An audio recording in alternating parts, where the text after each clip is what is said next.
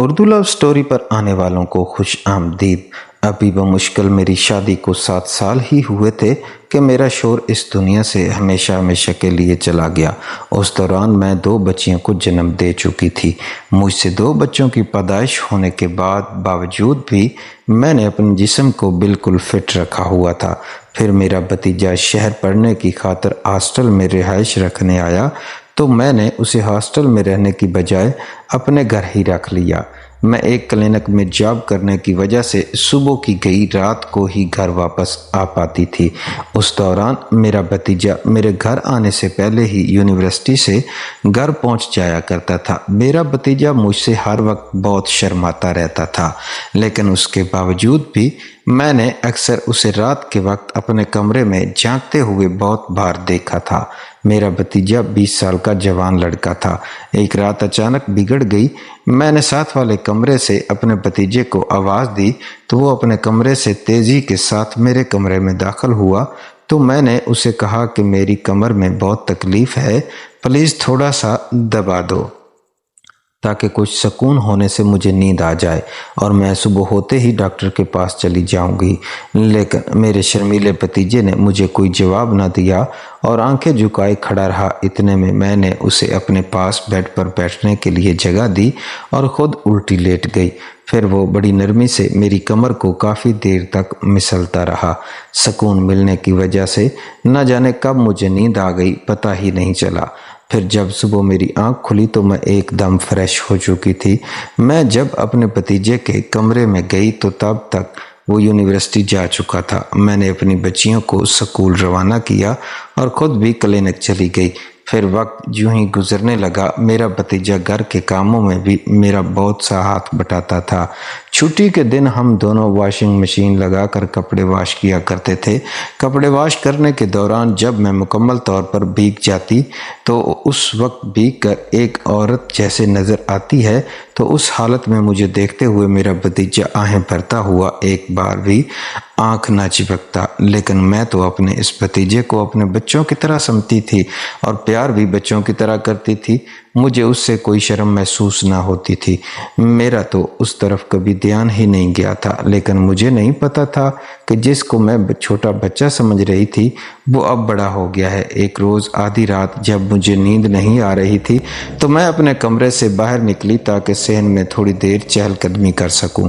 میں اپنے کمرے سے نکل کر جب صحن میں آئی تو دیکھا میرے بھتیجے کے کمرے کی لائٹ جل رہی تھی۔ میں نے سوچا کہ پڑھائی میں مصروف ہوگا کیونکہ اس کے امتحان بھی قریب تھے۔ پھر میں نے ارادہ کیا کہ تھوڑی دیر اپنے بھتیجے کے ساتھ بیٹھ کر وقت گزاری کر لوں۔ جب کمرے کے قریب گئی تو دروازہ کھلا ہوا تھا۔ جب اندر پہنچی تو میرا بھتیجا لیپ ٹاپ پر کوئی ویڈیو دیکھ رہا تھا۔ اسے نہیں معلوم تھا کہ میں اندر داخل ہو چکی ہوں۔ میں چپکے سے اس کے پیچھے جا کر کھڑی ہو گئی، لیکن ویڈیو میں جو منظر وہ دیکھ رہا تھا اس کو دیکھ کر میرے تو پاؤں تلے سے زمین نکل گئی۔ وہ ویڈیو کسی اور کی نہیں تھی بلکہ اس کی چچی یعنی میری ہی تھی، جو واش روم کے اندر غسل کا منظر پیش کر رہی تھی۔ میں دیکھتے ہی شرم سے پانی پانی ہو گئی۔ میں سوچ بھی نہیں سکتی تھی کہ جس کو میں سیدھا سادہ اور معصوم سمجھ رہی تھی وہ اس قدر غلیظ انسان نکلے گا۔ سکرین پر ابھی بھی منظرنامہ جاری تھا اور میرا بھتیجا بار بار سکرین کو ٹچ کر رہا تھا، اور 2 منٹ مزید گزرنے پر اس نے جیب سے لوشن والی بوتل نکالی اور بڑی شدت سے ہاتھ کو حرکت۔ میں عمر کے اس حصے میں ہونے کے باوجود بھی جوان لڑکیوں سے زیادہ دلکش اور پرکشش نظر آ رہی تھی۔ میرے شوہر کی اچانک موت نے ہماری زندگیوں میں اندھیرا بھر دیا تھا، لیکن جب میرا بھتیجا بلال شہر سے تعلیم کے لیے ہمارے گھر آیا تو ہمارے گھر میں دوبارہ خوشیاں لوٹ آئیں۔ بلال کی موجودگی نے میرے ویران گھر کو رونق بخش دی تھی اور میری بیٹیاں بھی دوبارہ مسکرانے اور کھیلنے لگیں۔ بلال نے انہیں زندگی کا دوبارہ لطف اٹھانا سکھا دیا تھا، لیکن وہ مجھ سے کافی شرماتا تھا۔ جلد ہی اس کی میرے بچوں کے ساتھ اچھی دوستی ہو گئی اور وہ سب مل کر گھر کو پھر سے جاندار بنا دیتے۔ اپنی بیٹیوں کو خوش دیکھ کر میرا دل خوشی سے بھر جاتا اور مجھے محسوس ہوتا جیسے میں دوبارہ زندگی گزار رہی ہوں۔ میں بہت کم عمری میں بیوہ ہو گئی تھی، شادی کے صرف 7 سال بعد، اور میری 2 بیٹیاں تھیں۔ ہماری خوشیوں کا وقت بہت مختصر تھا اور میرے شوہر ایک حادثے میں سمندر میں کھو کر ہمیشہ کے لیے ہم سے جدا ہو گئے۔ اس حادثے نے ہماری پوری زندگی بدل کر رکھ دی۔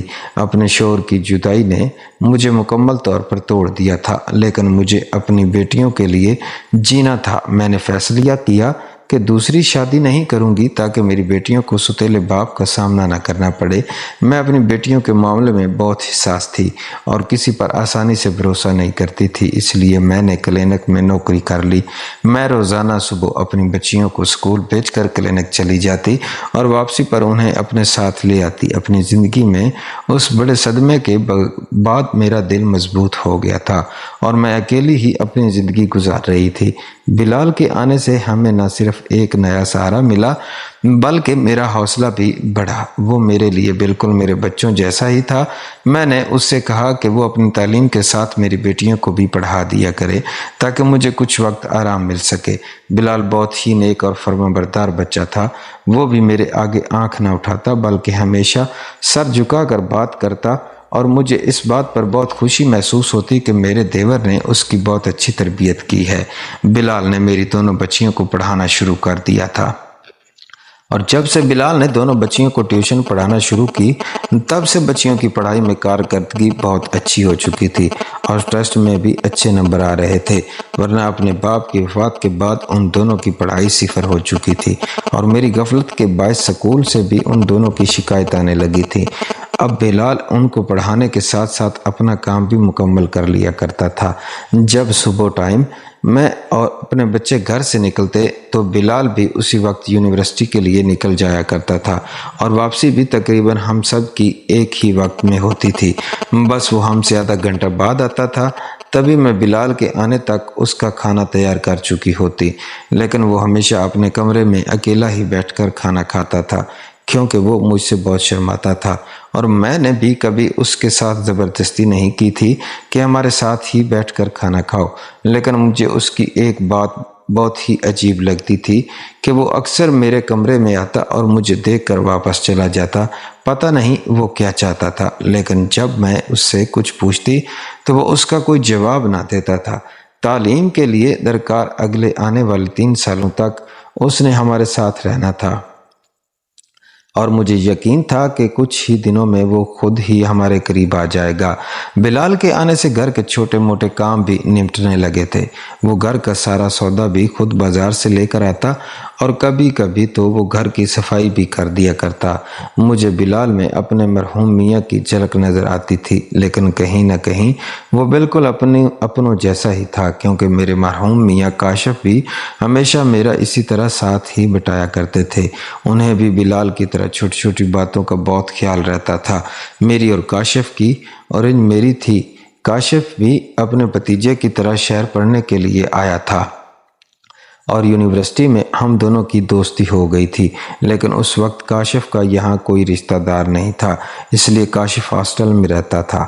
2 سال تک میں اور کاشف ایک دوسرے کے ساتھ محبت کے رشتے میں بندھے رہے اور جیسے ہی تعلیم مکمل ہوئی تو کاشف نے اپنے گھر والوں سے میرے بارے میں بات کی، لیکن میرے گھر والے نہیں مانے۔ پھر بہت زیادہ کوششوں اور کافی محنت کے بعد سب کچھ بخوشی طے پا گیا۔ جس دن میں کاشف کی دلہن بنی مجھے ایسا محسوس ہوا جیسے میری زندگی مکمل ہو گئی۔ کاشف کا ساتھ میری زندگی کا سب سے خوبصورت لمحہ تھا۔ اپنا گھر چھوڑ کر میں کاشف کے گھر چلی آئی تھی اور اس کے بعد میں نے کبھی پلٹ کر نہیں دیکھا تھا، بلکہ آنے والے ہر پل کو کاشف کے ساتھ بہت ہی خوبصورت بنایا تھا۔ شادی کے 6 سالوں میں ہم 2 بیٹیوں کو پیدا کر چکے تھے۔ کاشف نے شادی سے پہلے ہی شہر میں نوکری کر لی تھی اور ہم نے شہر میں ہی گھر بنا لیا، اس لیے مجھے کبھی گاؤں جانا ہی نہیں پڑا۔ کاشف کا بڑا بھائی عامر کبھی کبھی ہم سے ملنے آ جاتا تھا اور بلال عامر کا ہی بیٹا تھا۔ میری شادی کے وقت تو بلال کی عمر 13 برس کے قریب تھی، لیکن اب وہ 20 سال کا نوجوان تھا۔ شادی کے بعد میں اور کاشف 1-2 دفعہ ہی گاؤں گئے تھے، لیکن مجھے گاؤں کی زندگی بہت ہی مشکل لگتی تھی، اس لیے ہم دوبارہ کبھی گاؤں نہیں گئے۔ زندگی بہت ہی اچھی گزر رہی تھی کسی بھی چیز کی کوئی کمی نہیں تھی۔ بیٹیوں کی پیدائش کے بعد تو کاشف نے اچھی پوسٹ پر ترقی بھی حاصل کر لی تھی، لیکن قسمت کو شاید کچھ اور ہی منظور تھا۔ ایک ایسی ہی صبح کاشف مسکراتا ہوا گھر سے گیا تھا اور پھر لوٹ کر کبھی واپس نہیں آیا، بلکہ 6-7 دن بعد ہی مجھے اطلاع ملی کہ کاشف سمندر کی لہروں کی نظر ہو گیا ہے۔ یہ خبر میرے لیے کسی قیامت سے کم نہیں تھی۔ آج بھی مجھے جب وہ دن یاد آتا ہے تو میرے رونگٹے کھڑے ہو جاتے ہیں۔ اپنی آنکھوں کے سامنے میں نے اپنی زندگی کے ساتھی کو خود سے بچھڑتے سنا تھا۔ اپنی آنکھیں بند کرتے ہی اس کا چہرہ میری آنکھوں میں گھومتا تھا۔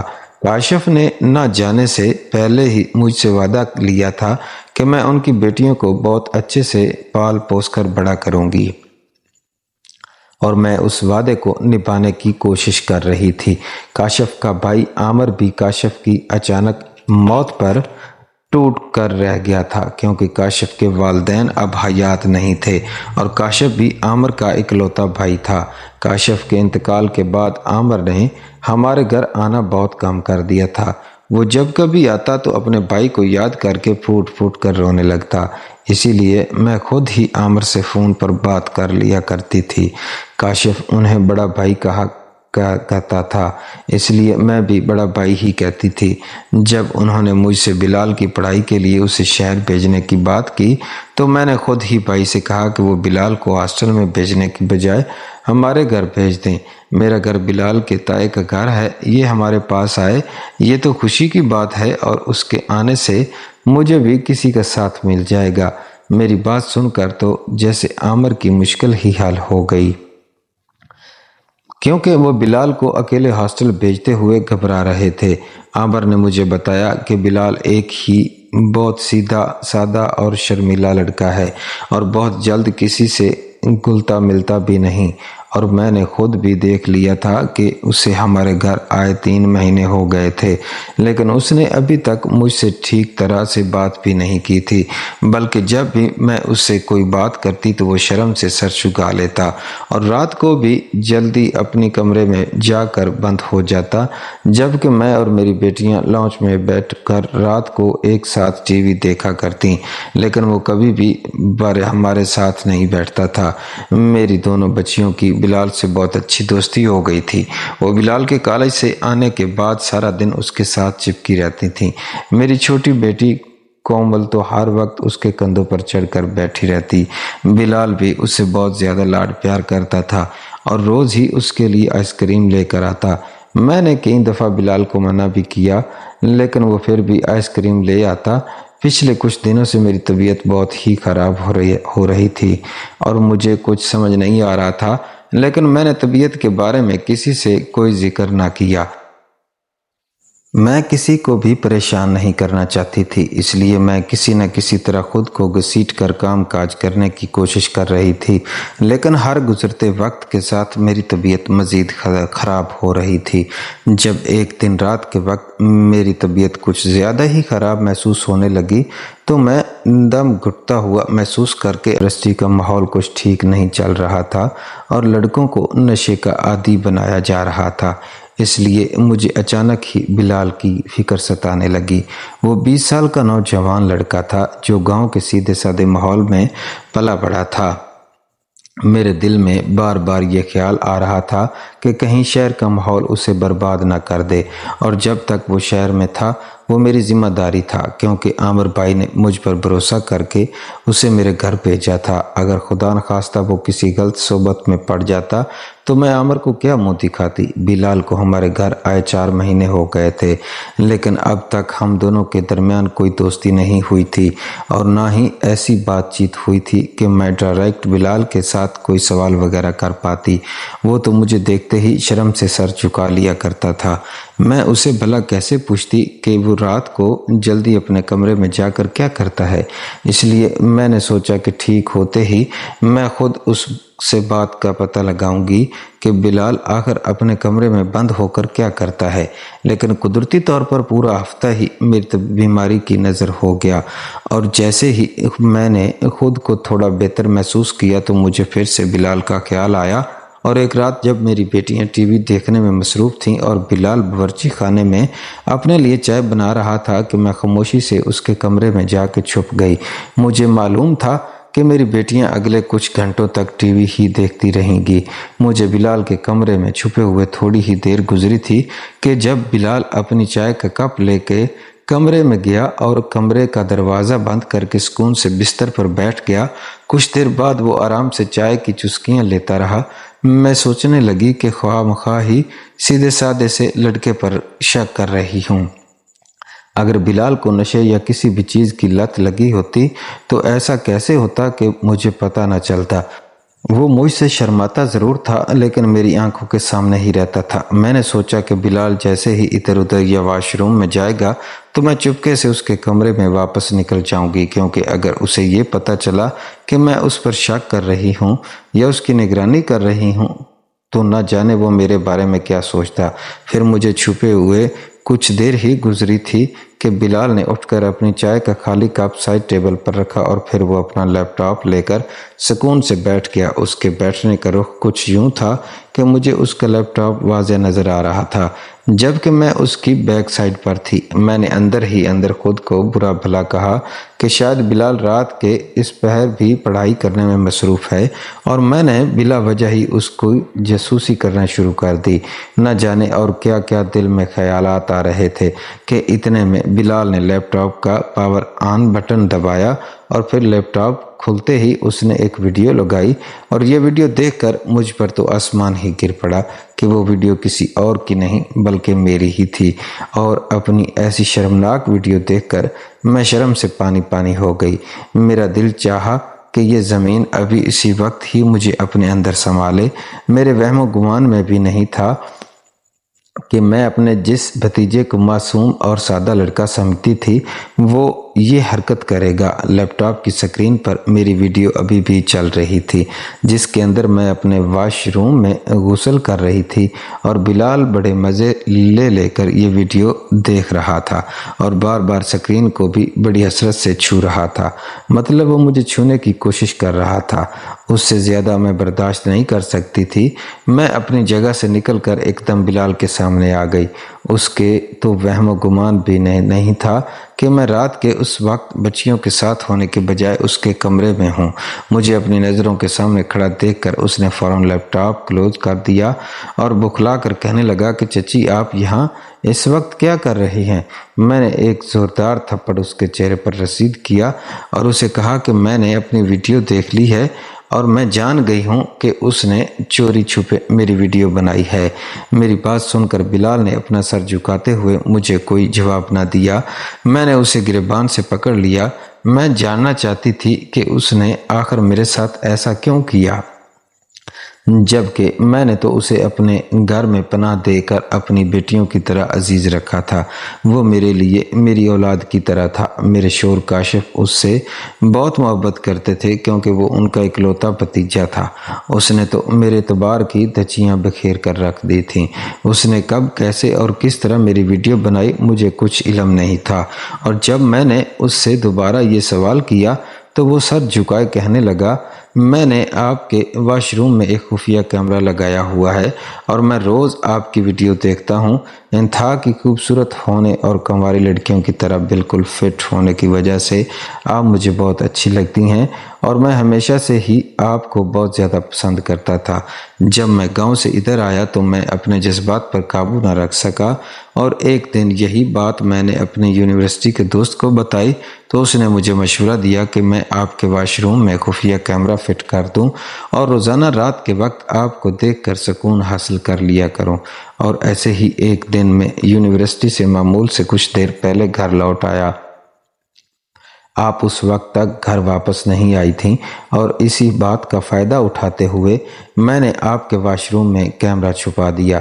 وہ سر جھکائے بڑی ڈٹائی سے اپنے گناہ کا اظہار کر رہا تھا اور میں اس کی اس ہمت پر حیران تھی۔ میں نے بہت دکھ بھرے لہجے کے ساتھ اس سے پوچھا کہ تمہیں ایسا کرتے ہوئے بالکل بھی شرم نہیں آئی؟ بلال، کیا تم یہ بات بھول گئے تھے کہ میں تمہاری چچی ہوں؟ تم میرے لیے میرے بیٹے کی طرح ہو۔ میری بات سن کر وہ ہنس پڑا اور کہنے لگا کہ آپ کس غلط فہمی میں جی رہی ہیں۔ آپ کے میاں کا انتقال ہو چکا ہے اور اب آپ میری چچی نہیں رہی، اور اگر چچا زندہ بھی ہوتے تو بھی آپ اور میں ایک دوسرے کے لیے غیر محرم ہی تھے۔ میں جب سے شہر آیا آپ انتہائی خوبصورت ہونے کے باوجود نیم ریاں ہو کر مسلسل میری نظروں کے سامنے ہی رہیں اور میرے جذبات کا امتحان لیتی رہیں۔ کیونکہ میں ایک جوان لڑکا تھا اس لیے میرا خود پر کنٹرول نہیں رہا، اور پھر جب میں یونیورسٹی گیا تو دوست نے مجھے ایسا نسخہ بتایا کہ میری شدت مزید بڑھ گئی۔ اس نے میرے جذبات کے بھڑکتے کوئلوں کو ہوا دے کر آگ میں تبدیل کر دیا، اور اسی آگ میں چلتے ہوئے میں نے خود کو ٹھنڈا کرنے کے لیے یہ سب کیا۔ آپ میری نظر میں چچی کی بجائے نامحرم بن گئیں، اور وہ نامحرم جس کا کوئی وارث نہیں، اور وہ میرے پاس اکیلی رہتی ہے۔ بتاؤ میں پھر خود پر کنٹرول کیسے کرتا؟ اس کی پھر سے غلاظت بھری باتیں سن کر میں نے مزید ایک اور اس کے منہ پر زوردار تھپڑ جڑ دیا۔ اس نے اتنی آسانی سے کیسے اس سچ کا پردہ چاک کر دیا، اور سچ بھی وہ جو پہلے آج تک میری نظروں سے اوجھل رہا۔ اگر سوچا جائے تو وہ ٹھیک ہی کہہ رہا تھا، اور میں ایک دوسرے کے لیے نامحرم تھے اور مجھے اسے اپنے گھر میں پناہ نہیں دینی چاہیے تھی۔ لیکن مجھے کیا معلوم تھا کہ یہ بلال جسے میں اپنی اولاد کی طرح سمجھتی تھی، وہ اسی طرح تمام حدیں عبور کر کے میرے بھروسے کو ریزہ ریزہ کرے گا۔ میں نے فوراً اس کے لیپ ٹاپ سے اپنی ساری ویڈیو ڈیلیٹ کی، اور یہ دیکھ کر میرے ہاتھ ہوش اڑ گئے کہ اس کے لیپ ٹاپ میں میری بے تحاشا نازیبا ویڈیو موجود تھیں۔ میں نے اسے کہا کہ وہ ابھی اور اسی وقت اپنا سامان اٹھائے اور میری نظروں سے دور ہو جائے، کیونکہ اب میرے گھر میں اس کے لیے کوئی گنجائش باقی نہیں ہے۔ وہ میری بات کے جواب میں کہنے لگا کہ وہ مجھ سے محبت کرنے لگا ہے اور مجھے اپنانا چاہتا ہے۔ میں نے حیران کن نظروں سے بلال کو دیکھتے ہوئے کہا کہ میں کوئی ہنگامہ کھڑا کرنا نہیں چاہتی، اس لیے بہتر یہی ہے کہ آپ خاموشی کے ساتھ میرے گھر اور میری زندگی سے ہمیشہ کے لیے نکل جائیں۔ میں نے اسے کہا کہ ابھی تو میں عامر بھائی کو اس بارے میں کچھ نہیں بتاؤں گی، لیکن اگر دوبارہ کبھی تم نے مجھے اپنی شکل دکھائی تو میں عامر کو سب کچھ سچ سچ بتا کر تجھے کسی کو منہ دکھانے کے قابل نہیں چھوڑوں گی۔ میری بات سن کر اس نے خاموشی سے اپنا سامان سمیٹ لیا۔ میں جانتی تھی کہ وہ عمر کے جس حصے میں ہے اس میں اکثر لڑکے جذبات میں آ کر غلطی کر بیٹھتے ہیں، لیکن مجھے ہرگز بھی اندازہ نہیں تھا وہ اس قدر آگے نکل جائے گا جس کا تصور کرنا بھی ممکن نہیں۔ بلال رات کے اس پہر ہی خاموشی کے ساتھ میرے گھر سے چلا گیا۔ وہ کہاں گیا تھا مجھے اس سے کوئی فرق نہیں پڑتا تھا۔ پھر میں نے روتے سسکتے ہوئے ٹوٹے جذبات کے ساتھ دونوں بیٹیوں کو اپنی آغوش میں لے لیا۔ بلال خود تو میرے گھر سے چلا گیا، لیکن مجھے محرم اور نامحرم کے مابین فرق بہت اچھے طریقے سے سمجھا گیا تھا۔ دوستو، اس ویڈیو کے ذریعے ہمیں یہ سبق سیکھنے کو ملا ہے کہ ہم اکثر کچھ لوگوں کو اپنا سمجھ کر سینے سے لگا لیتے ہیں اور ان پر آنکھیں بند کر کے یقین کرنے لگ جاتے ہیں، اور دوسرے سے بھی یہی امید کرتے ہیں کہ اس کی سوچ بھی ہمارے جیسی ہی ہوگی، لیکن یہ ہماری غلط فہمی ہوتی ہے۔ اگر ہم کسی نامحرم کو اپنا سمجھ بیٹھتے ہیں تو ضروری نہیں کہ وہ بھی آپ کو اپنا ہی سمجھ رہا ہو سکتا ہے وہ شرافت کا لبادہ اوڑھے بڑی منافقت سے آپ کے اسی اندھے پن کا فائدہ اٹھانے کی طاق میں بیٹھا ہو، اور وہ آپ کو کب ناقابل تلافی نقصان پہنچائے اور آپ کو خبر تک نہ ہو۔ اس کے میری آپ سے سب سے گزارش ہے کہ بے شک اپنے رشتہ داروں اور عزیز و اقارب کے ساتھ پیار محبت اور خلوص کے ساتھ رہیں، کیونکہ پانچوں انگلیاں برابر نہیں ہوتی، لیکن اتحاد کا دامن کبھی بھی نہ چھوڑیں، اور بالخصوص بیوہ اور جوائنٹ فیملی والے افراد اور ماں بہنیں اس چیز کا خاص خیال رکھیں، کیونکہ آج کے اس ڈیجیٹل اور سوشل میڈیا کے دور میں ایک جوان لڑکی یا لڑکے کو ورگلانا شیطان کے لیے بہت آسان ٹارگٹ بن چکا ہے، اور شیطان پھر وار بھی اتنی خاموشی اور صفائی کے ساتھ کرتا ہے کہ کسی کو کانو کان خبر بھی نہیں ہوتی۔ اور ہاں، گھر میں بے شک ماں بہن یا بیٹی ہی کیوں نہ رہتی ہو، لیکن خود کو ڈھانپے اور پردہ کرنے کا دامن کبھی نہ چھوڑیں۔ دعا ہے اللہ تعالی ہم سب کی عزتوں کی حفاظت فرمائے اور ہم سب کو ایک عزت اور ترل اسلامی اصولوں کے مطابق زندگی بسر کرنے کی توفیق عطا فرمائے۔ آمین یا رب العالمین۔